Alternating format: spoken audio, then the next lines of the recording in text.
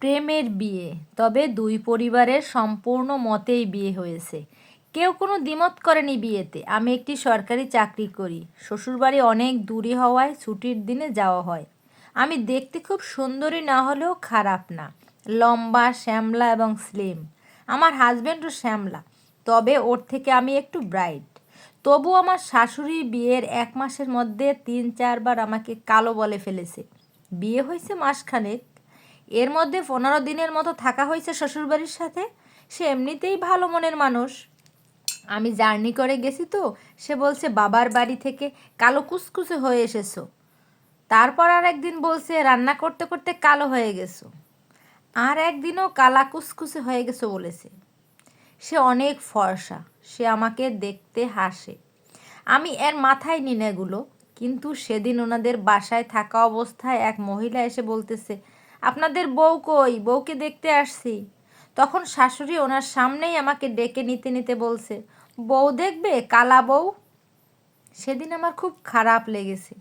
উনি বাসায় নিজেদের মধ্যে বলছে কিছু মনে করিনি আমি, কিন্তু বাইরের নতুন একজনের সামনে বলছে কালা বউ। ওখানে আমার হাজব্যান্ডও বসা ছিল।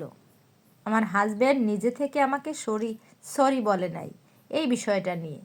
আমি ওকে জিজ্ঞেস করছি যে তোমার আম্মু যে এই মহিলার সামনে কালা বলল, তুমি বিষয়টা কিভাবে দেখছো? তো সে তখন বলল, আমি বুঝছি তোমার খারাপ লাগছে। আমি জিজ্ঞেস করছি তোমার খারাপ লাগেনি? তখন সে আমাকে বলছে, আম্মুর এভাবে মানুষের সামনে বলা উচিত হয়নি।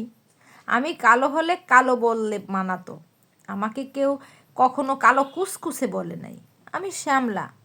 আর আমাদের বিয়েতে আমার চেয়ে আমার বরের বেশি আগ্রহ ছিল। আমি তাকে বলেছিলাম তাদের পরিবার আমাকে দেখে পছন্দ করলেই যেন বিয়েতে আগানো হয়, তা না হলে বিয়েতে আগানো হবে না। আমি তাদের অমতে অপছন্দে বিয়েতে যাব না। আমি এই বিষয়ে আমার হাজব্যান্ডের সাথে আর কথা বলিনি। কিন্তু আমার মনে হচ্ছে আমার হাজব্যান্ডের উচিত ছিল তার মাকে বলা যে সে এভাবে আমাকে কালো বলে কেন, বা তাকে নিষেধ করতে বলা উচিত ছিল। কিন্তু আমার হাজব্যান্ড তার মাকে কিছু বলে নাই।